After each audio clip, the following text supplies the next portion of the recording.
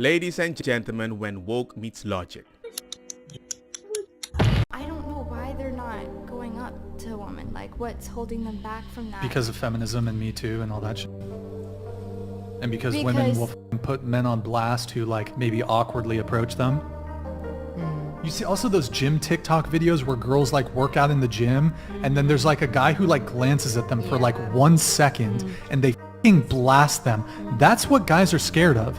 And these guys they're not even doing anything wrong. They're just like innocently, sometimes they're not even looking in their direction. So there's like this social component now where like people are terrified to get like being exposed on social media. So Thank you, feminism, because you wanted men to think like you. Now they think like you. Now they feel the shame like you. English, no, jag förstår inte svenska. Förlåt, kan du prata svenska? Give him a little kiss on the cheek. I think I'll have to put some after. Okay. Hold on, wait. I'm not okay with it. Ew, you licked it. Who licked somebody's face? That's me. She just licked his face. That's okay. You're getting cut. You changed the rules for them, but not for you. But you are surprised they act like women and you wanted to be a man. Why would they even approach you? And that is why we have so many open relationships. I wonder who benefits more. It was such a horrible trip. Oh my God. Normally whenever me and Melina would travel, we would usually only do cuck stuff for a single night. But because Nim, I guess she really wanted like somebody who was like Middle Eastern and had like a 15-inch dick or whatever because it's like 4 times bigger than mine, I had to do it for 4 nights. So they would lock me in the corner of the room and I would be getting cucked over and over and over again. It's a brutal trip. I ain't gonna lie, I'm getting cooked.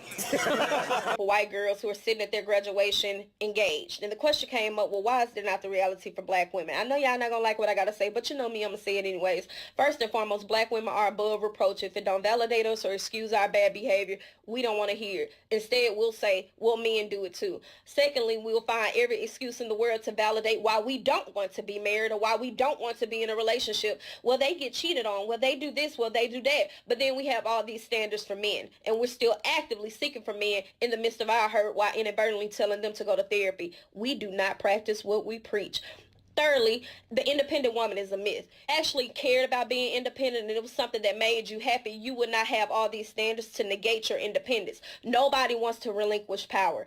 We'll find every excuse in the world to not be submissive and wonder why white women can get away with their bad behavior. We take everything bad from white women, except for the fact using marriage to our own benefit. But you'll run to the child support office, though. It's a nice little moment. All I have to say is this. I've seen too many black ladies validating specific things that they consider culture, like twerking is the same as tango, flamenco, or salsa. And sometimes we can use our culture to remind the people that passed away that we still remember them.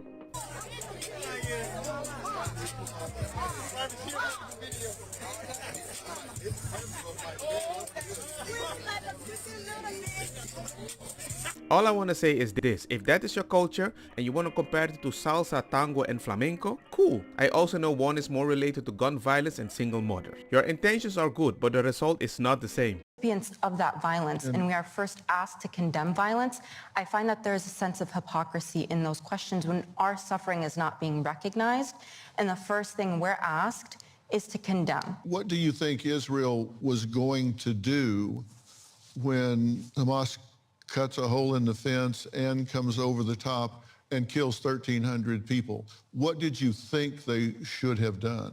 I think they have every right to go in combat with Hamas, but I don't think they have the right for 92% of the death count to be civilians. If they burn an infant in a crib, do you see that as a moral equivalent to a collateral death from a bomb being dropped as an act of war? They have explicitly targeted civilian areas that have been marked as civilian areas. Israel has the registry for every person in Gaza. And if that's where the enemy is hiding, do they have a right to attack them? No, they do not have the right to kill. There are some things that are just fundamental human decency.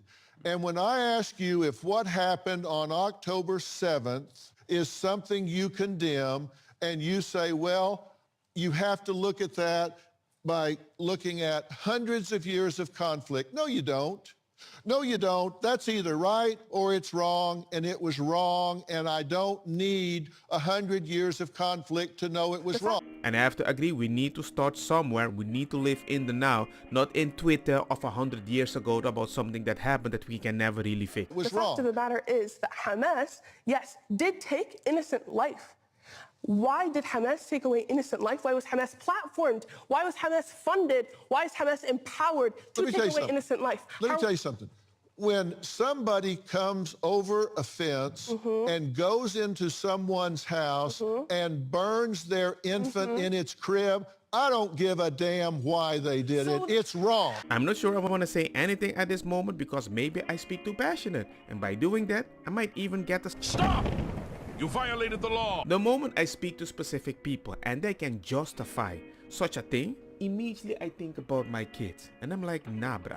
I've read it that the charter of Hamas is to eliminate the Jewish race, beginning with Israel, but not stopping with Israel, wiping them off the face of the earth. Is that true? This is true, but it does not end there.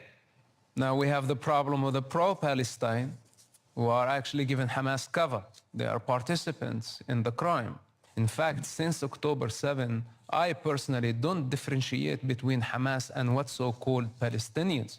Because actually there is no Palestinians.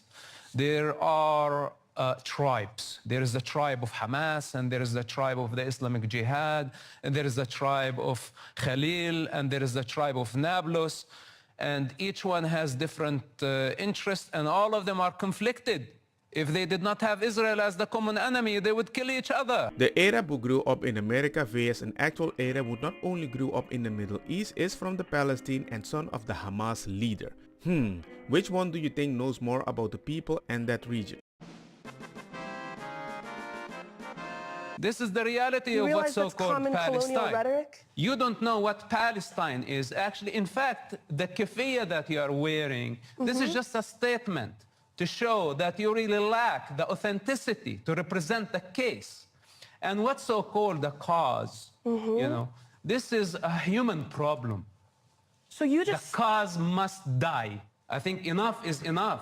And now it's proven, and you are helping Hamas to prove it to the world, that Palestine depends on the destruction of the state of Israel.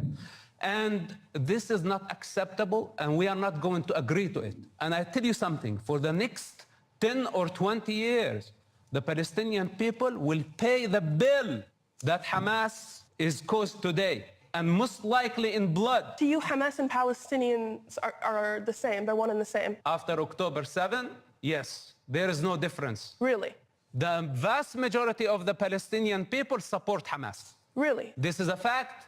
This is proven by statistics, and your silence now. You cannot even condemn Hamas and say that what they did on October 7 was an act of a savage group. You don't have that power. Said I condemn. On what authority do you speak? You only speak on the authority of Hamas propaganda. No, why do you say that I'm speaking on the authority of Hamas propaganda? Because if you were a decent human being, you can say that the thousands were killed on October 7. That was a crime against humanity. It was a genocide.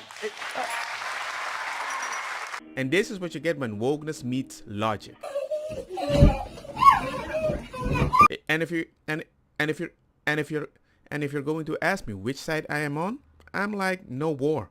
Forgive, let's go. I don't care what happened 100 years back. I don't care what happened a few weeks ago. We need to try to clean the slate and control the emotion.